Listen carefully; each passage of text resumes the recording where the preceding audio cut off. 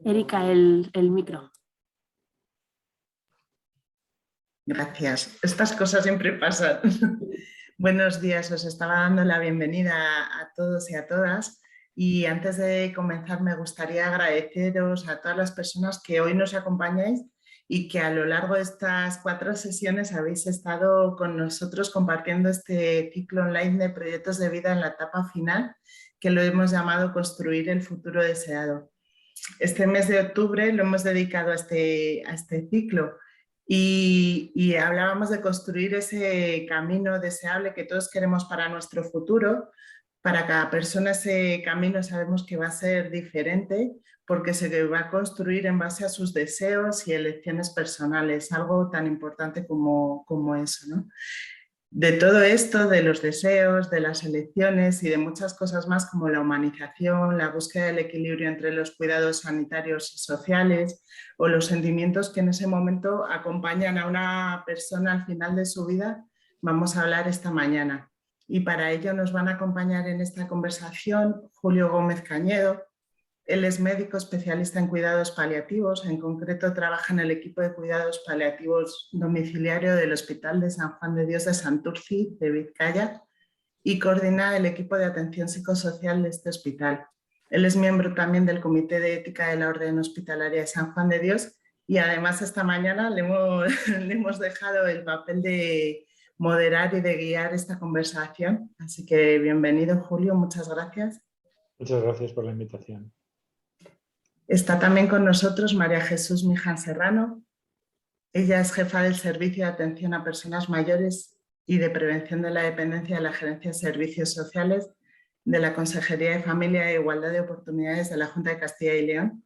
Desde esa área y liderando y coordinando proyectos tan importantes como Agosto en mi casa, muy relacionado con el tema que vamos a abordar y de los que nos hablará, de los múltiples proyectos que llevan. Bienvenida, María Jesús. Muchas gracias. Bienvenido a todos. Está con nosotros también Yolanda López Pérez. Ella es psicóloga, experta en psico-oncología, cuidados paliativos, intervención en duelo, en catástrofes y violencia. Es miembro de los equipos de atención psicosocial y psicóloga de la Unidad de Cuidados Paliativos del Centro San Camilo, en Tres Cantos, Madrid. Bienvenida, Yolanda. Muchas gracias. Gracias por estar. Nos acompaña María José Rodríguez Ruiz. Ella es licenciada en Ciencias de la Educación con una trayectoria de más de 20 años en Fundación San Cebrián, Palencia. Es la directora también de Innovación y Proyectos de la entidad y también coordina el proyecto Nintecun, del que nos hablará por estar estrechamente ligado con el tema que hoy abordamos, final de vida. Bienvenida, María José, muchas gracias. Buenos días a todos, muchas gracias. Y por último tenemos a Ángela Gómez Llorente con nosotros. Ella es psicóloga, es directora del Centro Madrigal de Asprodes en Salamanca, pero hoy nos acompaña, hoy tiene un papel importante también porque nos acompaña como familiar de su hermano con discapacidad, al que pudo acompañar y apoyar hasta el momento de su reciente despedida. Así que muchas gracias, Ángela, también por compartir con nosotros esa experiencia personal. Bienvenidos a todos. Gracias. Bueno, pues creo que me toca empezar a provocar y a repartir juego en esta sesión de diálogo y de debate, que yo creo que en estos tiempos es muy necesaria porque necesitamos, por una parte, concienciarnos socialmente de que el final de la vida también es una parte que debe ser atendida y cuidada, que no es una parte únicamente sanitaria, sino en la que debemos participar muchos actores, en donde no podemos olvidar tampoco a la comunidad y en donde necesitamos dar respuestas organizadas, coordinadas e integrales a la problemática.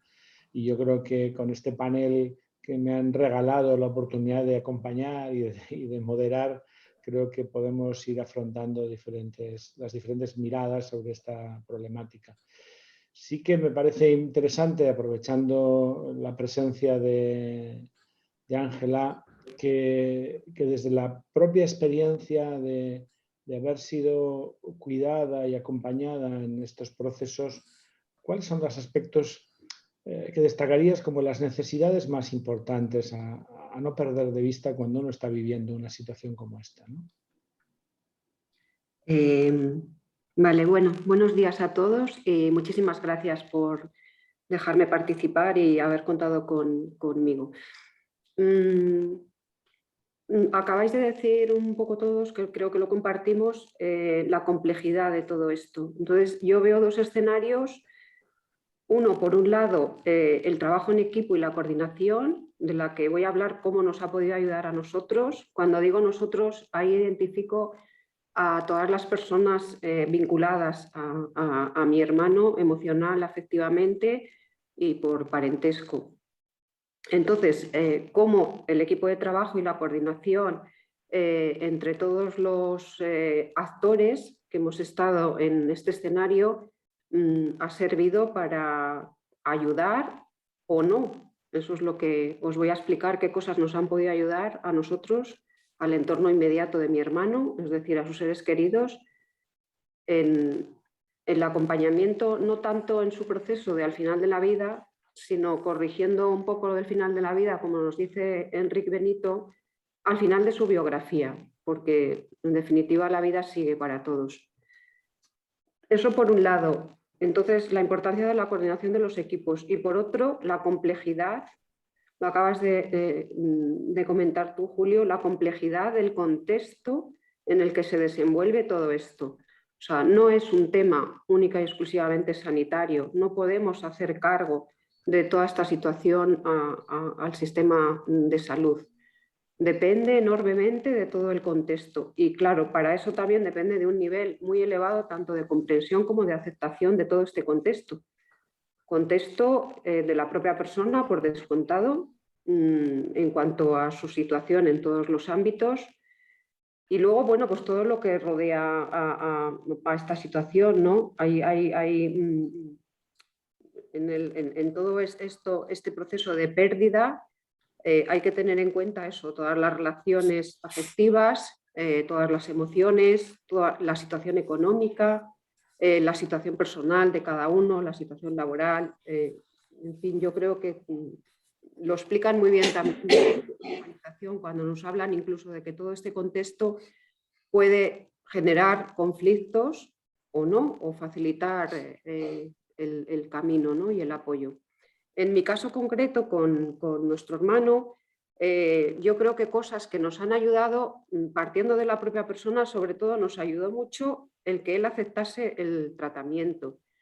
El que él se quisiese adherir a un tratamiento médico facilitaba la tranquilidad familiar en cuanto a tener esperanza, porque inicialmente era un tratamiento, bueno, pues de ir reduciendo y minimizando su problema oncológico y bueno, había esperanza, ¿no?, de que eso pudiese remitir o pudiese tener cierta calidad de vida y vivir, bueno, pues los años que le permitiese la enfermedad. Eso luego no fue así porque estuvo enfermo durante 1 año y medio, que fue lo que le pudimos acompañar.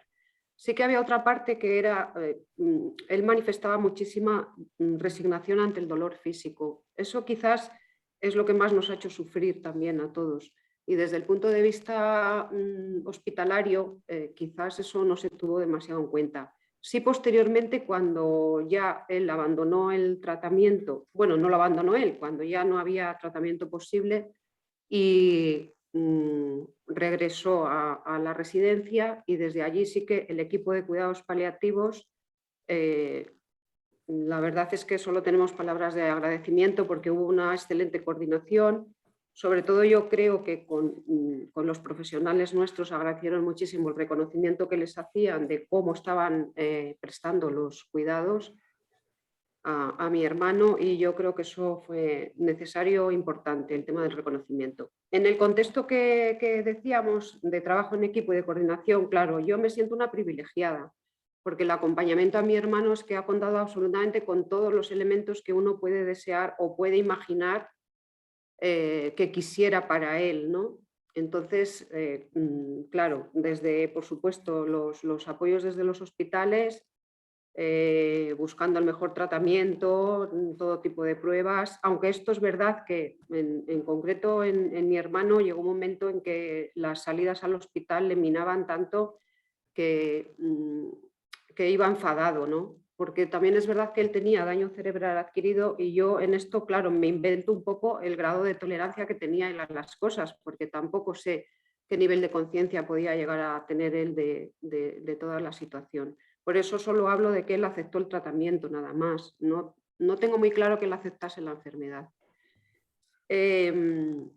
Entonces, claro, yo he estado en un contexto ideal. Él estaba atendido en una residencia donde yo trabajo, donde se prestan apoyos a personas con muchas necesidades en temas de salud, sobre todo, con lo cual luego el equipo de profesionales de atención directa es un equipo altamente entrenado, con un buen saber hacer, un buen saber y sobre todo un buen saber estar.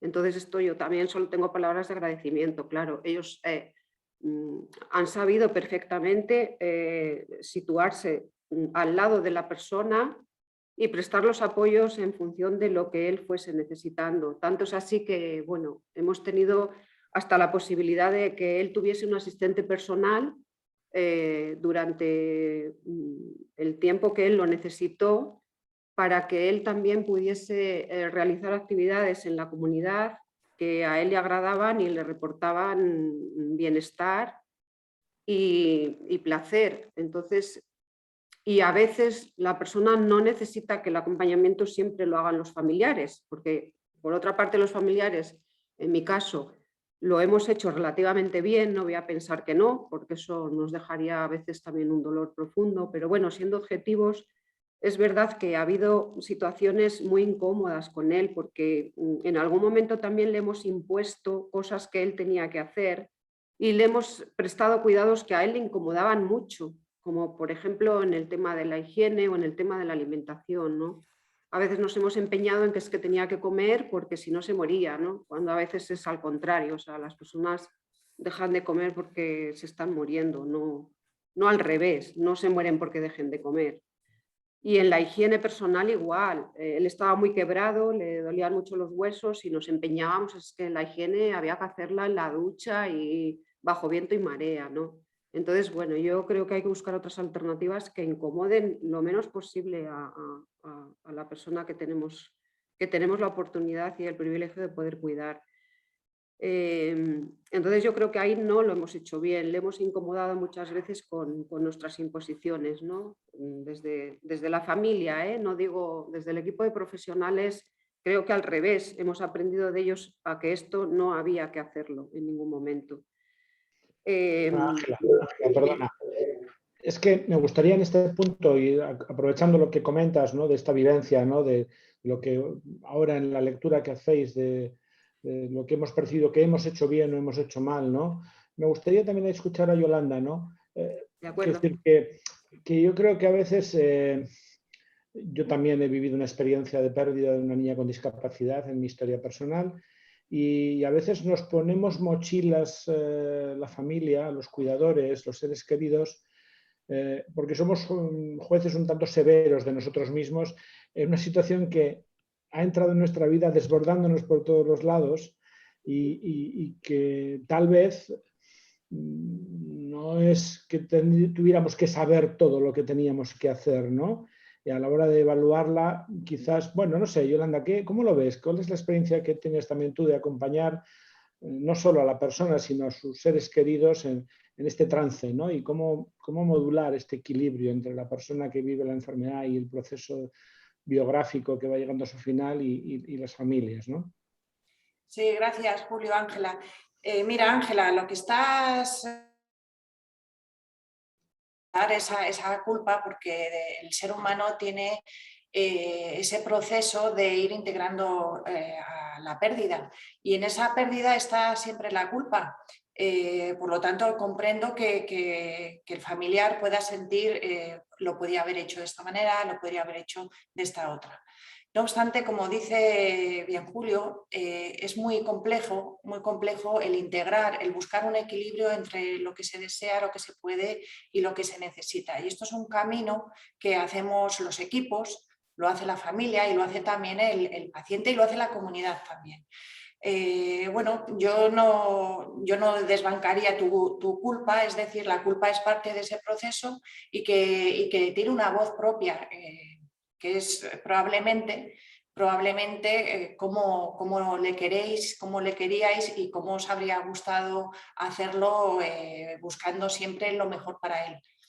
Así que cuando acompañamos a las personas es importante escuchar eso que está experimentando el familiar. Gracias, Yolanda. Un poco siguiendo un poquito con el relato, ¿no? Ángela, decías que había cosas que, bueno, te sentías una privilegiada, ¿no? Por todo las oportunidades que vuestra experiencia, la propia experiencia de él, vuestra, el contexto en que recibisteis los cuidados, y dabas mucho valor a toda la parte de coordinación. En lo que se refiere, y también comentabas una cosa que, bueno, me llama la atención, pero no tanto, ¿no? Por desgracia, a veces la diferencia de lo que es el enfoque más hospitalario, el contexto de agudos, situaciones críticas, a los contextos más de cuidados paliativos y las diferentes miradas que se generan ahí, ¿no? Bueno, síguenos contando un poquito los aspectos que destacas, ¿no? En esta línea que decías, ¿no? Lo que os aportó, lo que, bueno, tal vez no, del apoyo que recibisteis, ¿no? Por seguir Sí. con el relato. Desde el punto de vista, por ejemplo, del hospital, yo creo que no nos ayudó en exceso el que a mi hermano no le diesen respuesta de ¿qué me pasa? ¿Qué me está pasando? ¿Me voy a morir? ¿Cómo va a ir evolucionando mi enfermedad? Entonces yo creo que eso le generó, esto inventándomelo, porque yo no estaba dentro de él, inventándomelo digo, analizando un poco la situación, creo que le generaba mucho desasosiego, por eso él ya en la última fase, lo de ir al hospital, se le hacía muy terrible, porque él no veía que mejorase. O sea, para él ir al hospital entendía que después tenía que estar mejor y nunca estaba mejor, siempre estaba un poquito peor. Y entonces yo creo que estas idas y venidas al hospital con algún ingreso entre medias le desgastó bastante. Yo en esto, claro, no sé cuándo es el momento de decir hasta aquí y a partir de aquí, antes nos contaba María José, es verdad que cuando tú tienes un nivel de cognición donde tú puedes, o te permiten también, no solo por el nivel de cognición, te permiten tomar decisiones, pues puedes tomar la decisión de decir, mira, yo no quiero ya más tratamiento, prefiero unos cuidados de tipo paliativo o lo que sea y un acompañamiento en mi casa o en este otro entorno. Quizás mi hermano no tenía esa posibilidad de decidir esto y lo decidimos los demás por él. A partir de ahí es verdad que su vida mejoró, porque efectivamente él estaba en nuestra residencia. Allí lo que se hace cuando hay personas que están en situaciones un poco comprometidas o muy comprometidas, se procura el mayor confort dentro de los recursos con los que se cuenta. Y bueno, a él le permitió eso todavía durante un tiempo en el barrio, hacer sus salidas y cosas, o sea, tangibles que a él le permitían, bueno, pues sentir cierta tranquilidad y cierto bienestar, que era salir a tomarse su café. Y aquí era muy importante también lo que os he dicho antes por parte de la entidad, también todos los productos de apoyo, claro. O sea, la persona ni puede salir sola ni puede salir sin, en este caso, sin una silla eléctrica. Se le proporcionó una silla eléctrica que él enseguida aprendió a manejar, y porque al principio salía andando, pero en poco tiempo necesitaba la silla, ya no se podía levantar. Entonces, a mí todo ese proceso me ha gustado mucho, acompañar a alguien y que en cada momento, porque esto se analizaba cada día se analizaban las necesidades de Javier y se adaptaban. Entonces, si hoy era el día que necesitaba la silla eléctrica, pues era hoy y no es ni mañana ni 2 días antes, cuando no la necesita. Porque a veces también nos empeñamos en dar el apoyo antes de que la persona... Es verdad que todo esto es muy complejo de medir, pero yo siento que las personas que estamos vinculadas emocional y afectivamente a las personas a las que podemos acompañar, no es difícil, no es difícil medir estos tiempos. Yo creo que eso, desde la aceptación y la comprensión, se puede entender. Ahora hablamos mucho de todo el tema de empatía. Yo creo que estamos muy confusos también con todo el concepto de empatía, que eso nos puede explicar Yolanda mucho más. Yo no sé, me gusta más hablar de comprensión, de intentar entender cómo vive la persona su situación y a partir de ahí ver qué podemos hacer. A la familia nos ayudó mucho también posteriormente los rituales, es decir, con el propio personal de la residencia, el poder acoger sus condolencias y el acompañarnos una vez que mi hermano falleció. Y a su vez también nos reconfortó mucho hacer una comida familiar. Comimos toda la familia junta, me acuerdo que además aquel día nevaba y a pesar de la nieve y del frío, pues fue un encuentro muy cálido y lleno de sensaciones muy gratas, con mucho dolor, pero no sé, muy sanadoras en ese sentido. Nos ayudó mucho. Entonces, bueno, me reitero en todo el tema del privilegio de haber podido contar con todos los apoyos que uno puede pensar que puede necesitar. Yo esto de la culpa que tú me comentas, Yolanda, yo no lo vivo como tal, o sea, lo vivo como una reflexión que haces porque te puede servir luego, o a mí me ha servido para muchos otros acompañamientos que he tenido que hacer dentro del seno de mi familia, porque yo en menos de 6-7 años he tenido 7 pérdidas de personas muy directas y muy cercanas, de hermanos, de pareja. Entonces, bueno, yo creo que eso es bueno, hacer esa reflexión y que te pueda permitir luego seguir adelante, ¿no? Resignificar la vida, por supuesto, hay que resignificarla sin la persona físicamente y con lo que era y con lo que has podido aprender de ella y lo que puedes tener, llevarte tú contigo mismo. Yo por eso ya, retomando un poco las dos ideas iniciales de importantísimo el trabajo en equipo, importantísima la coordinación y desde ahí, aparte de los conocimientos técnicos, importantísimo trabajar desde el respeto y desde la comprensión. Añadido a eso, importantísimo saber en qué contexto nos estamos moviendo, hasta donde seamos capaces de analizarlo y donde no seamos capaces de analizarlo, no inventárnoslo.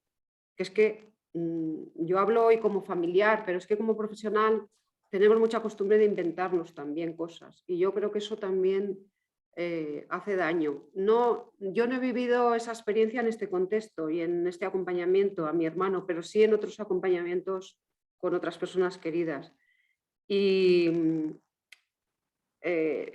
lo hablábamos el otro día cuando preparábamos un poco la sesión. Yo creo que emitir juicios constantemente de qué tienes que hacer, cómo lo tienes que hacer, para qué lo tienes que hacer, en qué momento, qué apoyos yo ya sé qué apoyos quieres y qué necesitas y qué debes hacer y qué no, me parece que está fuera de lugar. Y mucho menos a posteriori, que esto sí que lo hacemos con bastante alegría, a posteriori, una vez que, bueno, pues como estamos hablando de pérdidas de personas cuando fallecen, emitir el juicio sobre todo el contexto familiar.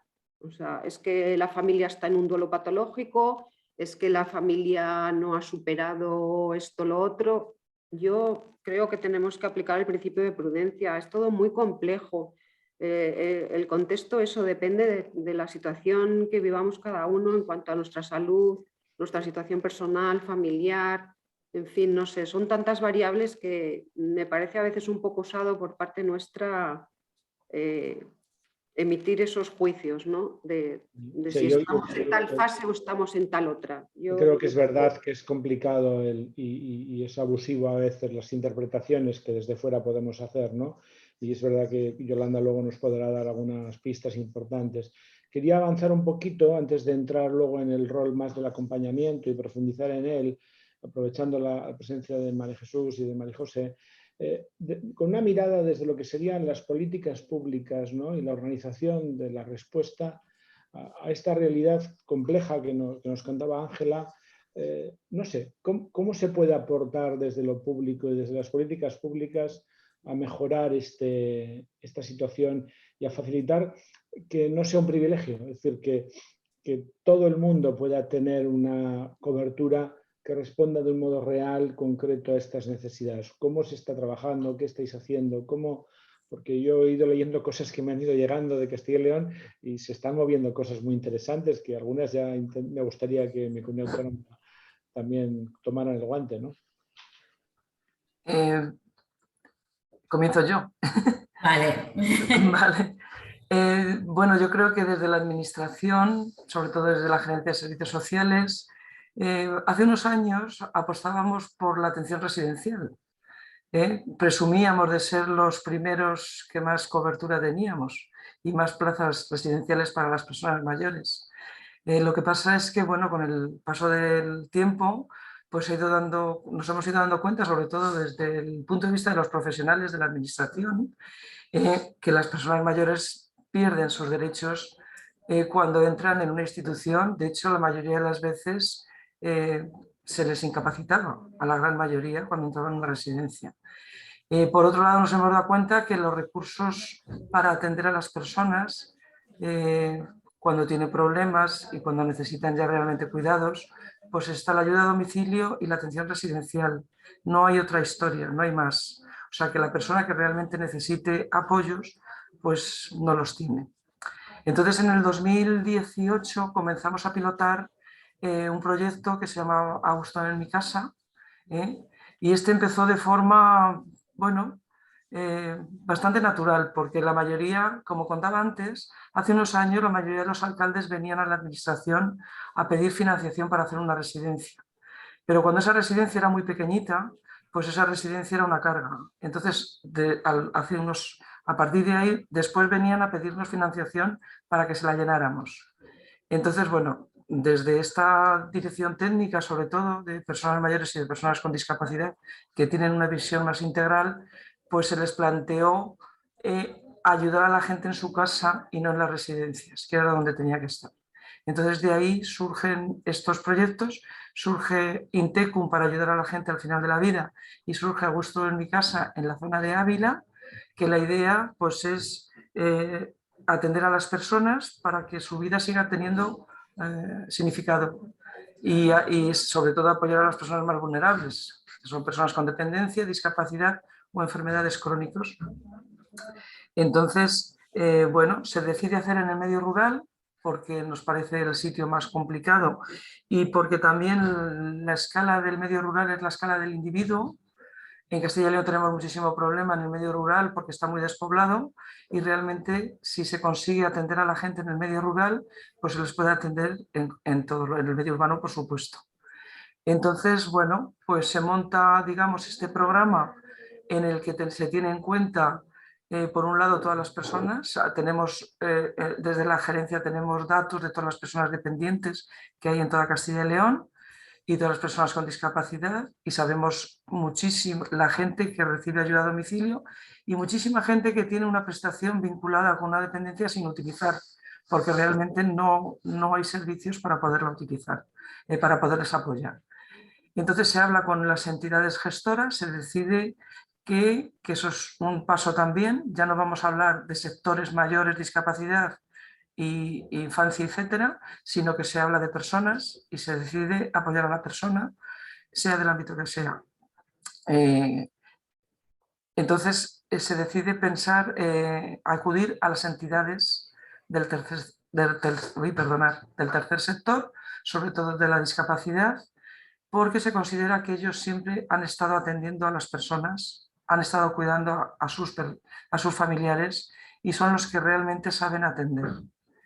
Entonces, con estos proyectos se intenta ser proactivo, ir en el momento que se necesita, no esperar a que la ley de la dependencia te dé la prestación para después que el CEAS correspondiente vaya y vea si hay horas o no hay horas, ayuda a domicilio o si no hay lista de espera en la residencia, sino intentamos ponerlo en marcha con todos estos inconvenientes, digamos, porque realmente es todo muy novedoso, y de coordinar. Eso es un programa en el que hay que coordinar muchísimo, porque me imagino que en el resto de comunidades también, aquí el acceso a los servicios sociales se hace a través de los CEAS, que dependen de las diputaciones provinciales o de las entidades locales. Entonces, eso hay que coordinarlo con ellos. Hay que coordinarse con sanidad, porque nos parece importantísimo el plan de cuidados sanitarios. Entonces nosotros hablamos con sanidad, servicios centrales primero, para que desde allí ellos vayan enviando al trabajador social del SACIL o el médico de referencia, enfermería de referencia, que realmente son los que de verdad atienden a la persona y la conocen. Entonces se decide montar todo este proyecto, que lleva muchísimo de coordinación, como ya he dicho, basado sobre todo en el proyecto de vida de la persona. No nos vale, pero es cierto que la familia está ahí y opina muchísimo, influye muchísimo, los profesionales también influyen muchísimo, pero bueno, hay que trabajar con la historia de vida y el proyecto de vida, y en ello llevamos unos años formando también a la gente. Porque está claro que las personas con edad pierden muchos derechos, si no pierden todos, y entonces hay que recuperar esos derechos y tienen que ser ellos. Muchos pueden elegir porque están bien, simplemente son mayores, que tienen una enfermedad crónica o que tienen una enfermedad, pero pueden elegir perfectamente. Otros no pueden elegir, pero sí han tenido una vida y sí que hay una historia de vida. Entonces, bueno, pues sus hijos sí que pueden saber qué es lo que la persona hubiera hecho. Y se puede decir con ellos, es arriesgado, como decía Ángela, muchas veces es una responsabilidad, pero bueno, para eso ellos lo harán lo mejor posible, ¿no? Pensarán en lo mejor de sus familiares. Y en definitiva, este es el proyecto que empezamos en Ávila. Con este proyecto ahora mismo se está desarrollando en Salamanca ya en 2 zonas. En Ávila se hizo con Pronisa, con una entidad de plena inclusión. Ahora en Salamanca se hace con Asprodes y se está haciendo en la zona de la Sierra de Francia. También se ha extendido ahora hacia la de Béjar, y Vitigudino y Cabeza de Horno. Se está haciendo en Zamora, en 4 zonas, Toro, Benavente, Aliste y Sayago. Recibimos también nos concedieron un proyecto europeo, un EASI, que se llama Rural Care y que se está haciendo en Valladolid, en Tierra de Campos. Este es un proyecto muy importante porque además lleva aparejado una evaluación para ver la calidad de vida, o sea, una evaluación en varios sentidos. Se va a hacer con la universidad y con una consultora externa. Con la Universidad de Valladolid se hará tanto de procesos como de calidad de vida. Se va a comparar la calidad de vida de las personas que están atendidos con este proyecto, comparándolas con ayuda a domicilio y con residencias, el que está institucionalizado. Y también se va a estudiar el coste-eficiencia y la posible implantación a nivel nacional del mismo, porque de hecho está el INSER sometido en este proyecto para eso, precisamente. Entonces, bueno, en general, yo creo que os he contado en general lo que es. Creo que es muy importante porque además también de forma paralela crea empleo en el medio rural, que es muy necesario, aparte de que las personas sigan en su casa. Sabemos que las personas quieren estar en su casa, que la mayoría tiene vivienda propia y no quiere irse de su vivienda. Es cuestión de adaptarla o de ayudarles con ayudas técnicas y con una pequeña adaptación. Y bueno, y yo creo que en general ya os he contado lo que son los proyectos. A lo mejor si me queréis preguntar luego. Y buenas noticias, ¿no? O sea, yo creo que oír iniciativas en estos momentos donde parece que lo que predominan los titulares son las malas noticias, como que nos abre un poquito la esperanza. Yo quería darle continuidad a María José, ¿no? También un poquito desde la mirada de una fundación. Bueno, no siempre es fácil trabajar desde el tercer sector, no siempre es sencillo coordinarse con todo el sistema de lo público y bueno, y algo que decía María Jesús que es verdad, ellos tienen mucha información, pero a veces no están tan desplegados en el terreno o con la capacidad local que a veces las entidades tienen, porque el vínculo que crean es un poco diferente, ¿no? Me gusta mucho esta idea que vas desarrollando, que nos contabas, María Jesús, de cómo vais buscando el socio, la entidad en cada territorio. ¿Cuál va siendo la experiencia vuestra, María José? Bueno, pues hola, buenos días. Como comentaba María Jesús, ella ha hecho el planteamiento inicial de los proyectos. Intecum tiene esas características que ella ha contado, con una particularidad, y es que es para personas en situación de cuidados paliativos, en final de vida. Pero se mantienen las máximas que es centrada en la persona, capacidad de elegir, acompañamiento y permanecer en su hogar hasta que ellos decidan el cambio. Cuando se eligió desarrollarlo en Palencia y por nuestra entidad, por Fundación San Cebrián, se tuvo en cuenta algunos de los aspectos que ella ha comentado. Nosotros llevábamos muchos años atendiendo a personas con discapacidad intelectual, pero en toda la provincia, tanto en el medio rural como en la capital. Entonces, contábamos con esa experiencia y lo que sí que hemos tenido que hacer es un esfuerzo especial en la coordinación sanitaria y con los CEAS, porque hasta ahora la coordinación social y sanitaria no estaba muy impulsada, digamos que no era lo prioritario, ¿no? Con este proyecto se pretendía que hubiera una coordinación social y sanitaria que trabajara con la persona de forma integral. Entonces, se validaban tanto los cuidados personales desde el área social como los cuidados sanitarios por parte del médico, la enfermera, el centro de salud. Y además teníamos que hacer una coordinación con los CEAS, muy importantes en el medio rural, porque ellos son los que conocen a las personas, los que conocen la comunidad, el entorno, saben por dónde tenemos que orientar pues la búsqueda de asistentes personales, la búsqueda de apoyos. Entonces, digamos que la entidad lo vivió como un reto. Nunca habíamos hecho ese tipo de atención, pero contábamos con la experiencia de trabajar centrados en la persona. La persona elige su proyecto de vida y su plan de apoyos.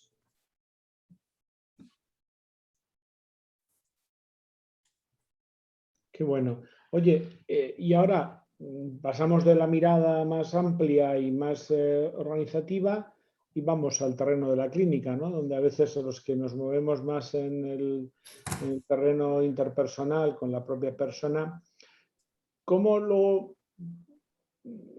sentimos, vivimos y canalizamos todas estas estrategias? Y luego además también, pensando un poco en Yolanda, que es psicóloga, que suele ser una de las carencias habituales en muchos modelos, ¿no? Parece que la parte servicios sociales tiene muy asimilado la presencia de los trabajadores sociales y el mundo de lo social. El mundo sanitario parece que se queda circunscrito a la medicina, a la enfermería, pero si algo marca todo este proceso es lo emocional, ¿no? Entonces, bueno, ¿cuál es el aporte desde la psicología? ¿Cuál es la experiencia en el proceso de acompañamiento? ¿Cómo enriquece toda esta dinámica, esta intervención? Bueno, todo tuyo, Yolanda. Qué pregunta tan difícil, ¿no? Bueno, es cierto que los procesos de final de vida, como ha dicho Ángela, merecen ser mimados, merecen ser exquisitos, y la persona, y además desde la humanización en la salud, la persona no es solo un cuerpo, es una persona con una biografía, con una historia, con unos valores y unas necesidades, y que está en un entorno afectivo y relacional.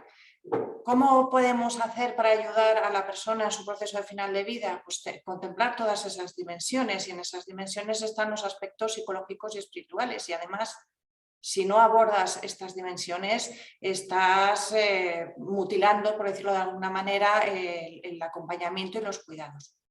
¿Qué aporta la psicología? Bueno, pues la psicología, como ha dicho Ángela, es muy importante trabajar en equipo, y es una patita más.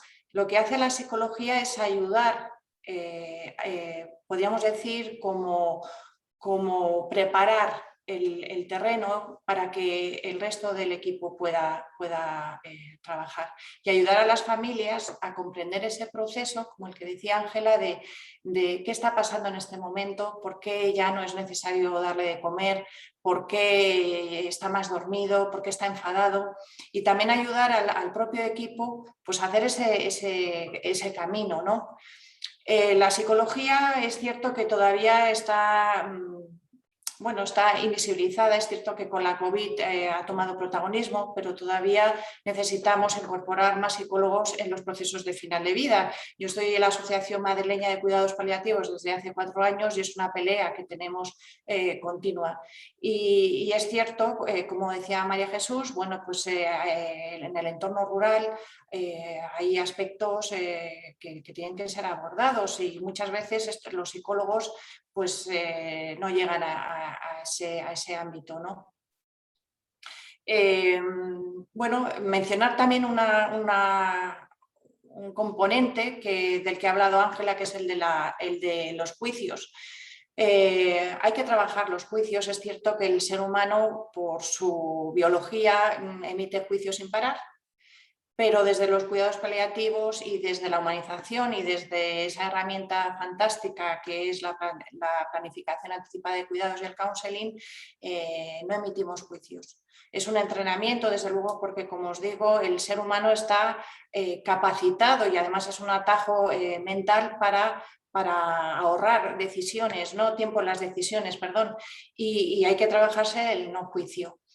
En cuanto a lo que decías, Ángela, sobre el duelo, bueno, pues yo soy una gran amante del duelo y creo que el duelo, cuando hablas de duelo patológico, es muy temprano ponerle un diagnóstico al duelo, hasta pasado mucho tiempo, y es muy bonito cómo desde los equipos multidisciplinares trabajamos para que esa familia pueda empezar a caminar para que posteriormente elabore un duelo. Pues el duelo es un proceso único, pero que sea un duelo sano.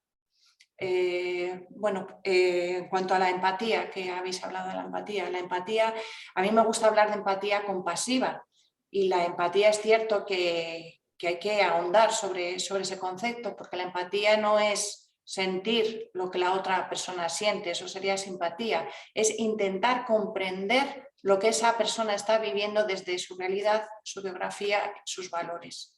Y desde luego la empatía no hay juicio. Si hay juicio no estamos siendo empáticos. Yolanda, muchas gracias. La verdad es que con tu intervención nos has abierto una serie de temas que yo quería que abordáramos en este encuentro. Nos has hablado de humanización y muy relacionado con la humanización, algo que es más diverso y que también enlaza con la ética, que son la planificación de decisiones anticipadas. Y luego todo el mundo de las actitudes a cultivar y hay la necesidad de formación, ¿no? Que antes comentaba María Jesús, ¿no? Toda la tarea formativa, ¿no? Y en qué formarse, ¿no? En este sentido, porque tener una buena atención, y en este caso en el final de la vida, requiere profesionales entrenados en esto, ¿no? Porque es verdad que los juicios no salen. Y la empatía, que si bien uno puede venir de fábrica con una cierta talante personal, esto no vale, es decir, por sí solo, esto hay que entrenarlo, ¿no? Y yo suelo decir que lo mismo que mis compañeros de emergencias tienen que hacer su taller y curso de reanimación cardiopulmonar anualmente para que cuando llega alguien en una parada cardíaca no tengan que pensar, sino que actúen.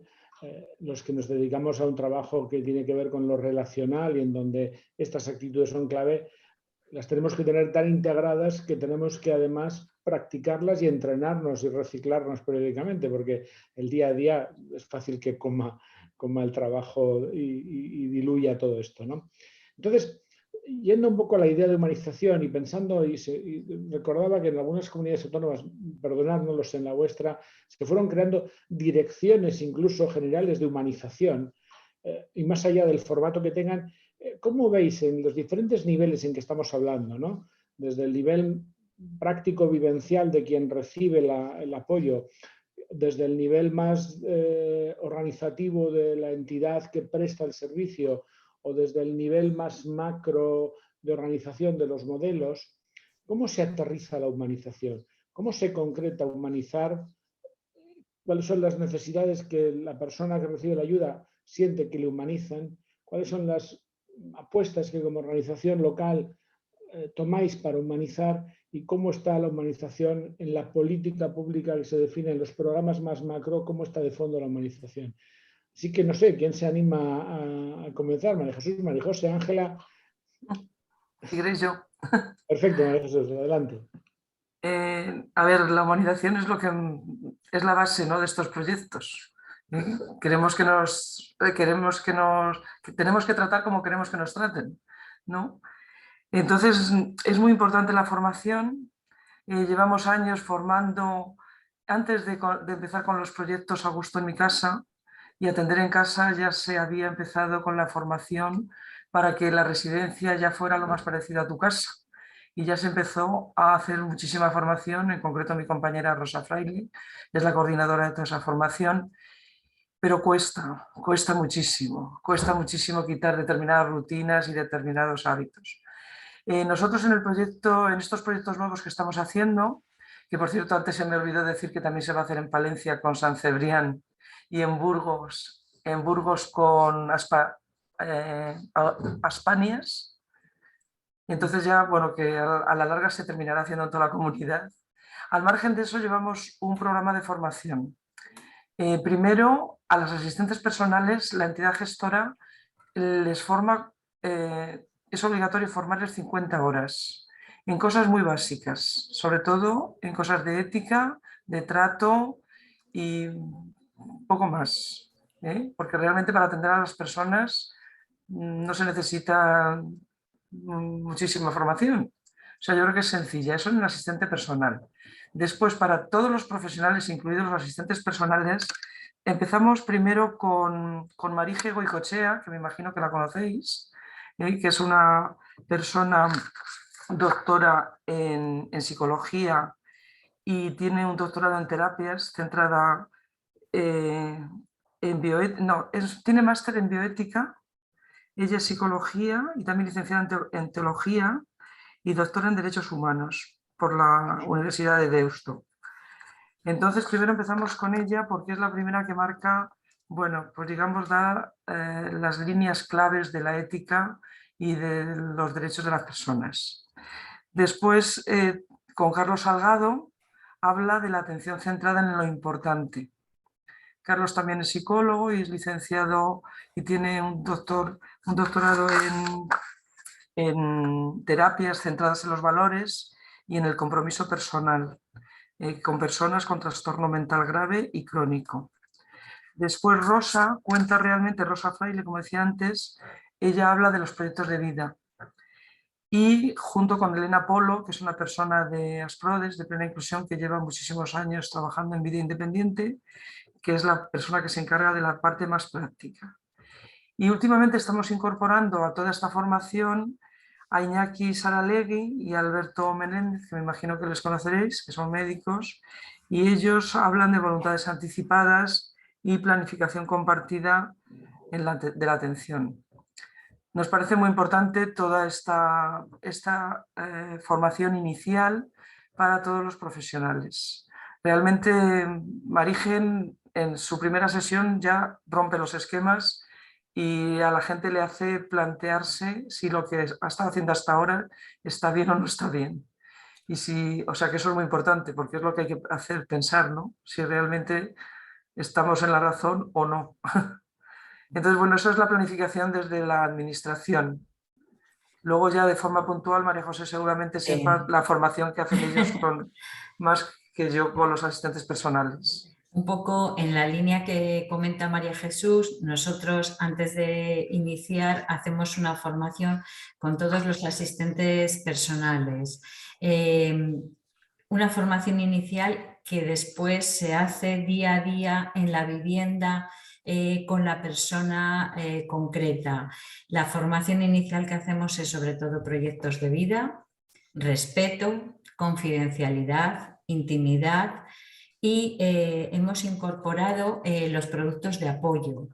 la utilización, el conocimiento de los productos de apoyo como una forma de llegar al buen trato y al respeto de la persona. Los productos de apoyo en muchas ocasiones dignifican el final de la vida en la vivienda. Entonces, en esa formación inicial hemos incluido los productos de apoyo, su utilización y utilización. Después, una vez que el asistente personal está en un caso, hay una formación continua por parte del gestor de caso, incidiendo en confidencialidad, porque es uno de los elementos más importantes. Hay que tener en cuenta que entramos en sus casas, en sus vidas, con su familia, y un poco tenemos que ser presentes pero invisibles, respetar todo lo que allí se hace y aceptar la decisión final. Además de esa formación inicial a los asistentes personales, sí que hacemos formación en duelo, formación en distintos aspectos para los gestores de caso y coordinadores del programa. La formación es muy, muy importante. Comparto con María Jesús de Marige que es el inicio, porque cambia totalmente la visión que han tenido hasta ahora de cómo hacer el cuidado de una persona. Hay que tener en cuenta que muchos de los asistentes personales con los que nosotros contamos o han trabajado anteriormente en una residencia de personas mayores, o han estado en ayuda a domicilio, o no han trabajado nunca con personas mayores. Entonces, el contarles y el hacer, así tenemos que trabajar. El respeto es lo importante y hay que hacer caso a lo que la persona nos pida, y nunca tenemos que ir por adelantado. Entonces, bueno, pues es muy importante. Yo, desde el punto de vista de la familia y más personal, a mí me parece que en el proceso de humanización de cara a la familia no requeriría ningún proceso de formación, porque desde mi punto de vista lo que hacemos es, o sea, en todo caso tendremos que hacer el camino del buen acompañar, desde lo que ya he dicho antes, la comprensión, la tolerancia con respecto a ese familiar nuestro, la compasión de la que ha hablado Yolanda, que a mí me gusta mucho también hablar del concepto de compasión para aquellas personas a las que acompañamos. Y en todo caso necesitaríamos, o yo en mi caso por mis experiencias, sería en todo caso desde el punto de vista emocional. Es decir, desde el punto de vista vivencial. Si yo soy capaz de que mi situación emocional ante esa persona querida, que la veo sufrir o que está al final de su biografía, yo voy a ser capaz de acompañarla, bueno, para el buen morir, ¿no? Si no soy capaz, bueno, pues trabajar esto que Yolanda hablaba también, un poco de la culpa, ¿no? O sea, tampoco pasa nada porque uno no sea capaz. Quiero decir, es que, no sé, no somos ni héroes ni heroínas, y esto está bien, ¿no? Descubrir la vulnerabilidad constante de las personas.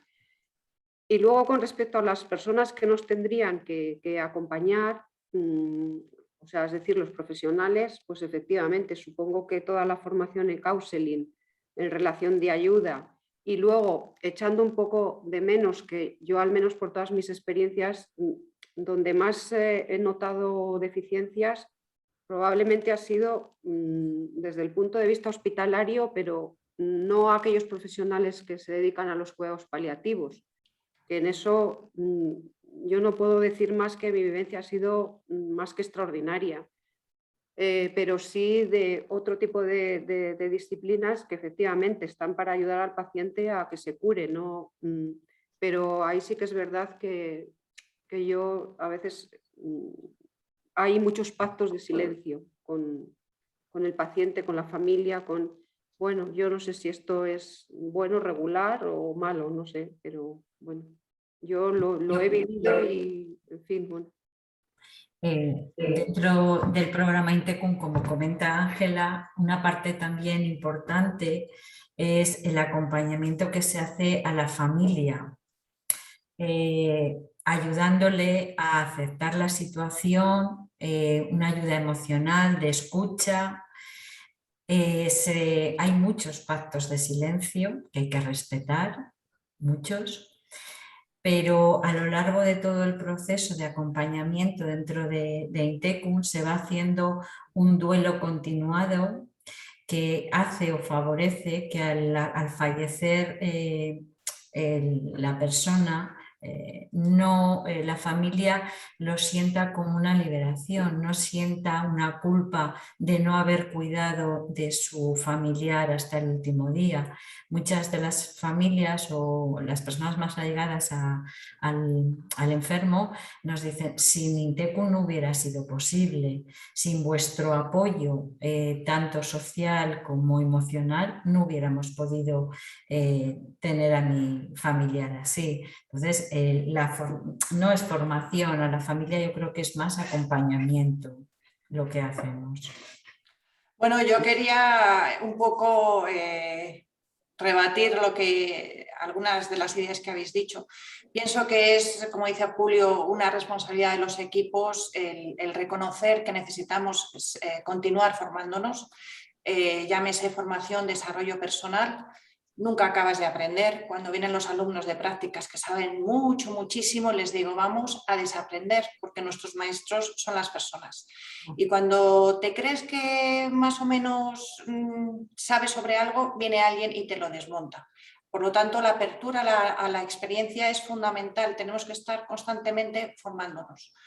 Por otro lado, creo, y lo creo firmemente, que los equipos de cuidados paliativos tenemos otra forma, otra mirada de cuidar y de acompañar. Yo digo que somos los frikis de la salud, porque vemos múltiples posibilidades cuando el resto de los equipos no la ven.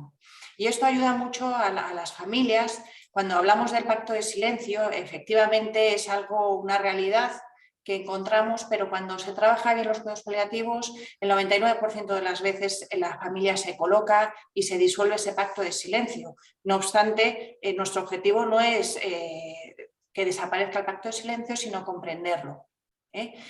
En cuanto a la humanización, bueno, tengo la fortuna de trabajar no solo en un equipo de cuidados paliativos, sino en un centro que lleva años trabajando la humanización en la salud. ¿Y qué hacemos desde nuestro centro? Pues ir a formar a otros equipos que todavía no conocen esta mirada. Desgraciadamente, en muchas ocasiones veo que llegan familias, llegan personas con una enfermedad avanzada, en las cuales, bueno, pues se ve esa carencia por parte de otros equipos.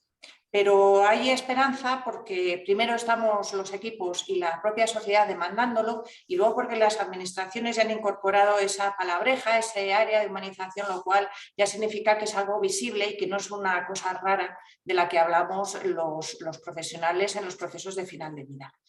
Así que desde mi punto de vista creo que hay que seguir formándonos, hay que tener una mirada de apertura total y bueno, pues que hay que seguir peleando por la humanización, no solo en la salud, sino en cualquier contexto de la vida, en la educación también.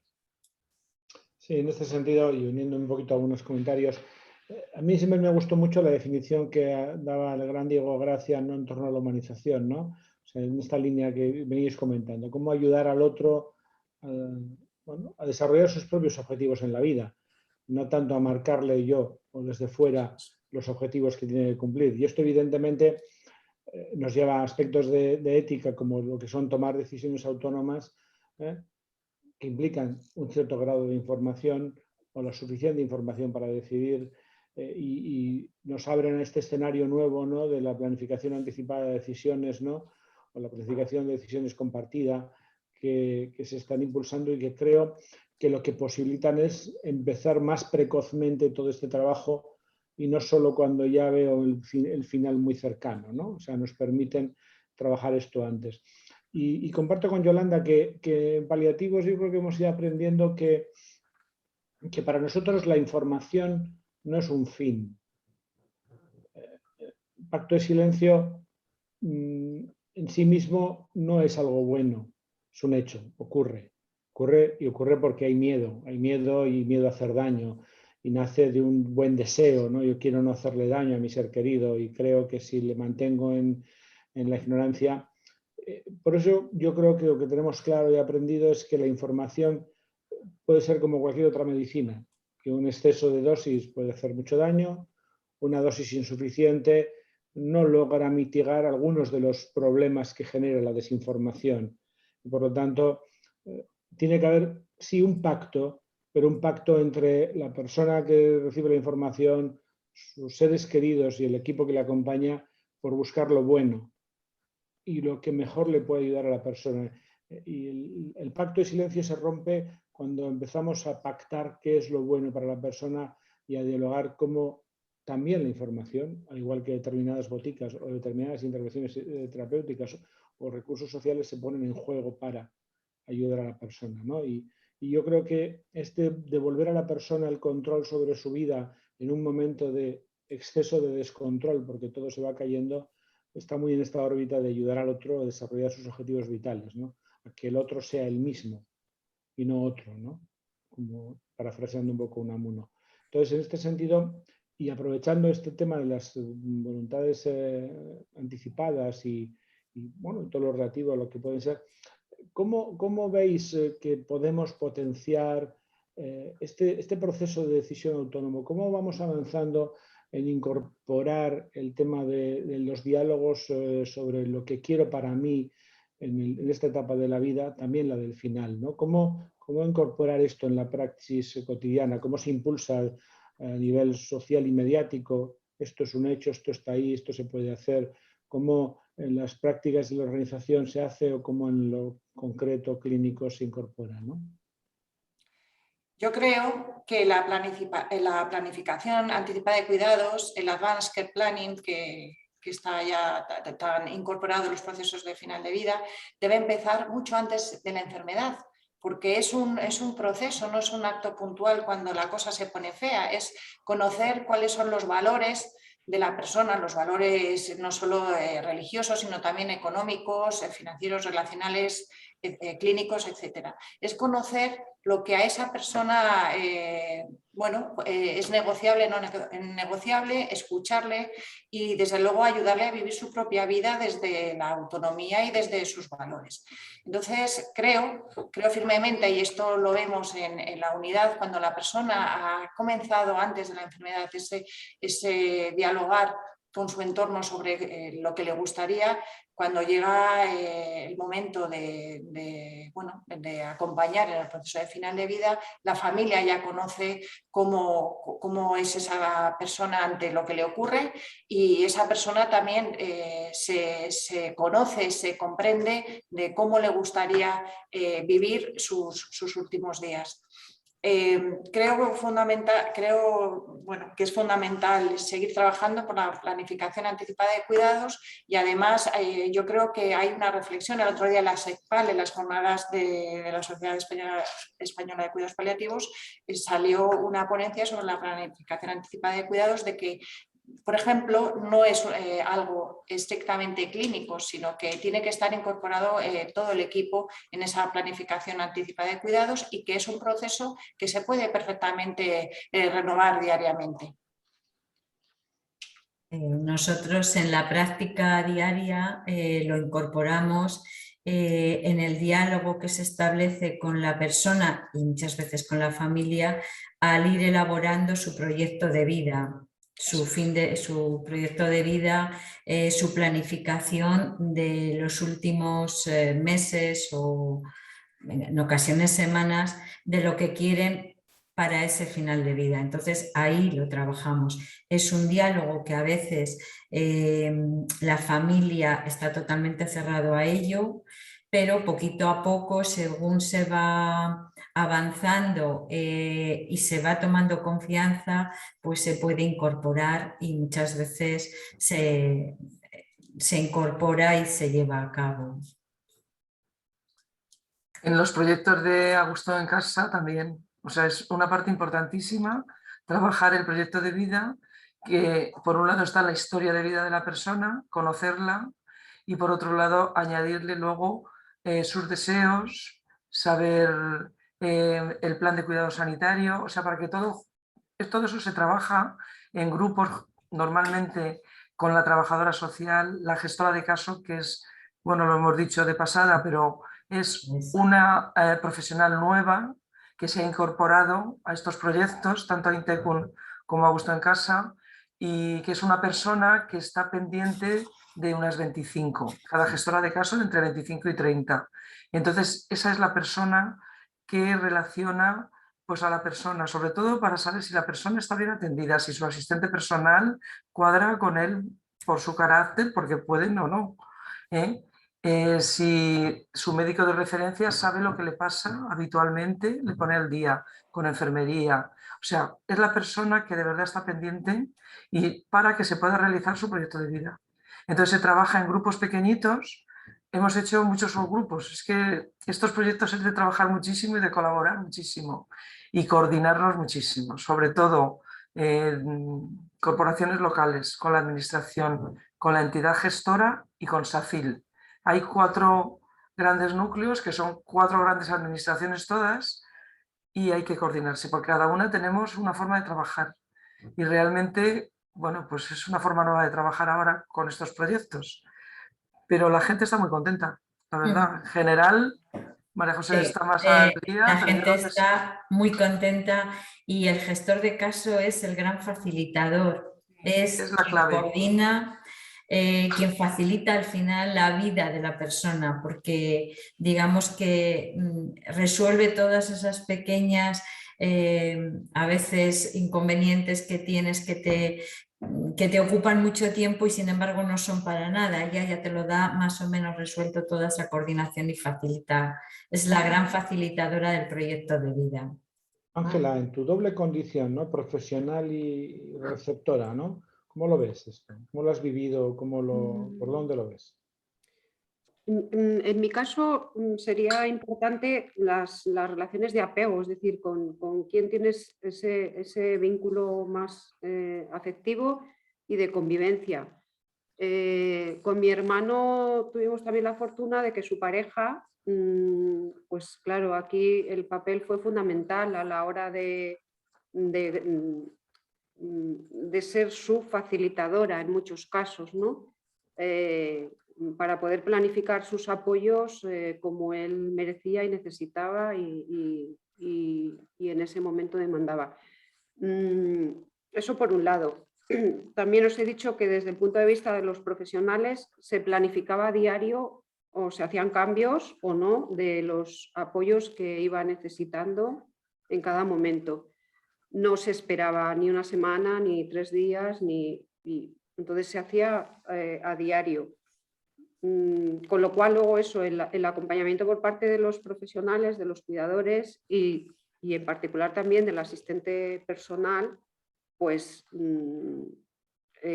ahí claro se planificaba al milímetro, pero también como he dicho antes, por supuestísimo desde el respeto, con todas las herramientas que han comentado mis compañeras, pero luego desde una cercanía que lo ha hecho todo muy, muy fácil y muy cálido, porque todas las personas que le han apoyado, a la familia, nos hacían las cosas muy sencillas, facilitándote, por supuesto, las visitas,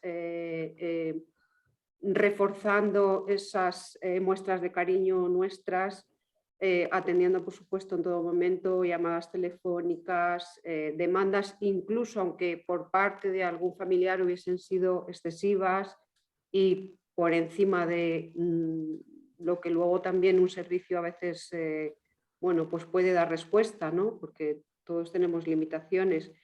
Pero bueno, eso, facilitándonos todos los espacios físicos, todas las posibilidades de acceder y estar acompañándole en espacios lo más privados posibles.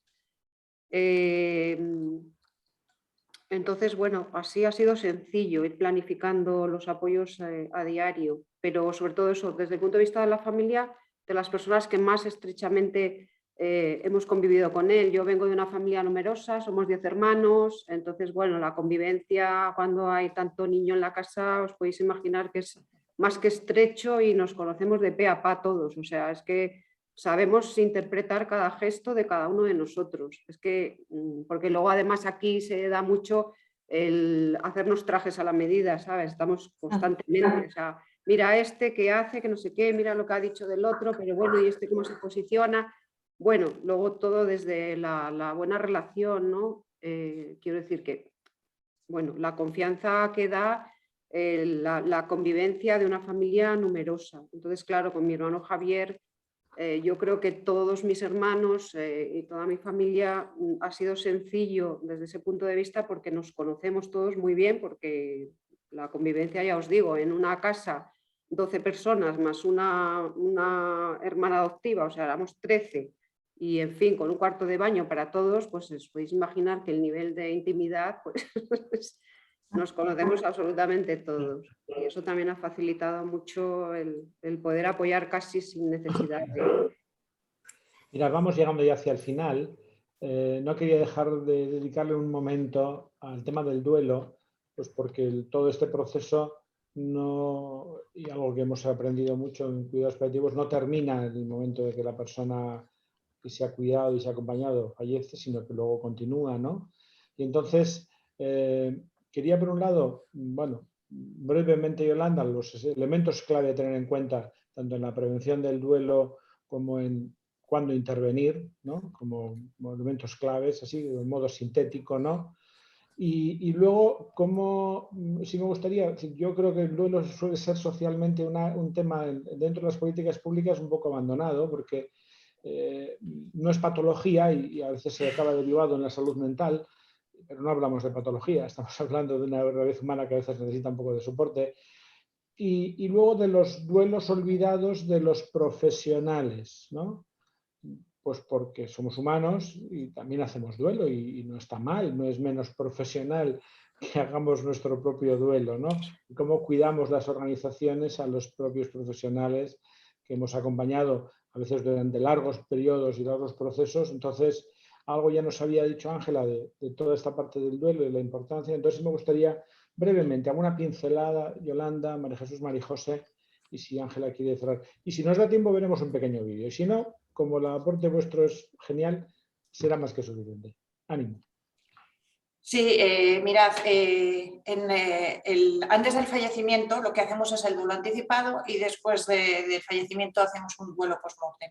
Yo siempre digo que esto es como un examen. Si estudias probablemente aprobarás, aunque no lo garantiza, pero si no estudias sí que no apruebas ni de broma.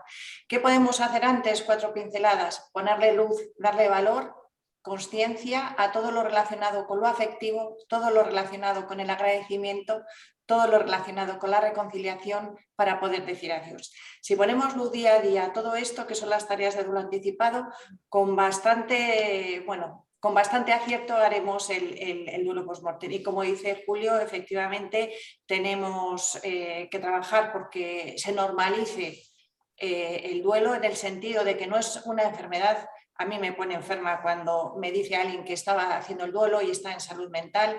El duelo no es una enfermedad, es un proceso universal, adaptativo y natural. Así que, bueno, pues los de cuidados paliativos yo creo que estamos peleando porque eso se visibilice y bueno, nosotros en el centro en el que estoy tenemos un centro de escucha fantástico que desde el año 86, si no me equivoco, estamos trabajando de forma gratuita y los procesos de duelo y acogiéndolos con muy buen resultado por parte de las personas que están en duelo. Nosotros desde la práctica, bueno, seguimos un poco las indicaciones que da Yolanda, de hecho aprendimos de ellos, con lo cual ellos fueron nuestros maestros en este proyecto de Intecum. les visitamos y luego hicimos formación con ellos y hacemos un acompañamiento desde el inicio, además de con la persona, con la familia, con los profesionales, sobre todo con los asistentes personales que están en el día a día, que a veces se crean vínculos afectivos muy importantes porque incluso la persona enferma le confiere a ellos ciertas confidencias que no hace a su familia, y el asistente personal cuando fallece la persona también sufre. Entonces sí que hacemos una escucha muy importante del asistente personal a lo largo de todo el proceso de acompañamiento, y al finalizar y posteriormente hacemos como un pequeño seguimiento de cómo estás, quieres volver a incorporarte a otro caso, esperamos un poquito más, es decir, que hacemos todo ese acompañamiento. En los programas nuestros realmente no hay ningún apartado específico que se hable de este tema, pero es cierto que lo que sí que prima es el acompañamiento hasta el final y que se tenga dignidad hasta el final, con lo cual, un poco lo que ha dicho María José, ¿no? Que luego estamos intentando meter e informar a todo el mundo con los que comenté antes, con Iñaki Salaregui y Alberto Menéndez en Últimas Voluntades, y bueno, iremos incorporando todos estos. Hay cosas que están pendientes, porque esto es muy nuevo. Por ejemplo, la familia, antes no lo comenté, pero hay que trabajar con la familia, porque no solo es al final, hay gente en estos proyectos que necesitan apoyos, pero que tienen muchos años de vida por delante. Y es muy importante que la familia esté formada también para que apoye bien y deje que la persona mayor decida. Entonces todo eso lleva una formación. Y bueno, y poco más. Yo creo que ha sido un resumen de los proyectos, lo que he contado. No, yo creo que está muy bien y que además es se ha avanzado mucho. Hay muchas cosas que a mí cuando he recibido documentación para conocer un poquito de vuestra realidad, me ha sorprendido, las he agradecido y prometo contarlo por aquí, ¿no? Es decir, yo creo que hay muchas experiencias muy vivas en muchos lugares, ¿no? Y yo creo que están muy bien. Yo también he aprendido mucho con Marije Goicoechea y Alberto e Iñaki, son compañeros de tarea en nuestra comunidad autónoma, ellos en Álava, yo en Vizcaya, y sé que os van a poder aportar un montón en este camino, ¿no? Me alegro que recojas el guante de, bueno, vamos poquito a poco, el siguiente escalón es el duelo, yo creo que, y también pensado en el cuidado de los profesionales que tenéis al lado de las personas, porque yo creo que cuidando a la gente también vamos a poder cuidar mejor, ¿no? Y algo importante que solíamos decir en paliativos, que no se puede enseñar paliativos si entre los equipos que practican paliativos no viven los valores que quieren trasladar a la relación con las personas que cuidan.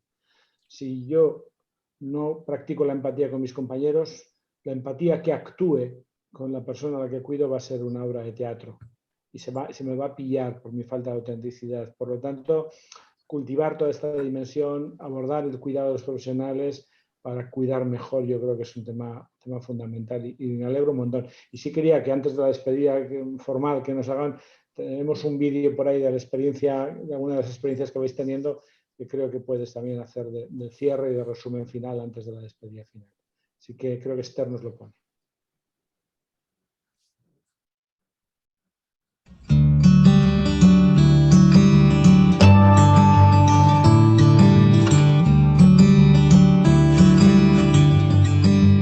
Acompañar y ayudar en la última etapa de nuestra vida es la clave de Intecum. Este proyecto, que se desarrolla en Castilla y León, pone los medios humanos y técnicos para que los enfermos que reciben cuidados paliativos continúen en su casa y no en el hospital. Emilio forma parte de este proyecto y lo tiene claro. Es que yo no quiero nada más que esto. Y me parece mucho. Me siento un poco mejor. Dicen algunos que estoy bien de cara, digo, será para el fotógrafo, porque por dentro estoy como una calamidad completa. Un proyecto personalizado para cumplir el proyecto de vida de cada persona. Ana María fue otra usuaria y gracias a Intecum se cumplió su sueño. Ella siempre estaba diciendo que no la dejaban venir a casa y que no la dejaban irse al cielo. Y entonces resultaba que ya la oyó la médica y le dijo, ¿qué es que quieres marchar para casa? Pues sí. Dice, pues estate tranquila que mañana igual te organizo para que te vayas a casa. Un apoyo que también recibe la familia y que se convierte en gran embajadora de este proyecto. Me llamó a mí ella y me explicó cómo era el tema. El programa Intecum pretende prestar todos los apoyos necesarios para que las personas que, aun encontrándose en un proceso de final de vida, puedan tomar todas las decisiones significativas en su proyecto de vida. ¿Cómo conseguir esto? Pues a través de una intervención integrada de los servicios sociales y sanitarios que se ponen a disposición de las personas que entran en el programa Intecum, así como de sus familiares, facilitándoles servicios en intensidad y la cobertura necesaria dentro de su hogar, desde el mismo momento del diagnóstico. El programa facilita una serie de ayudas, como pueden ser la financiación necesaria para realizar adaptaciones del hogar o productos de apoyo y ayudas técnicas para mantener al máximo la autonomía de estas personas dentro de su entorno, así como un servicio de asistencia personal y atención sanitaria que puede un poco complementar los apoyos informales que el propio usuario puede estar recibiendo a través de su entorno. Posteriormente, el programa también recoge la gestión del duelo para las personas y familiares más allegados que puedan necesitarlo. Y la verdad que estoy encantadísimo.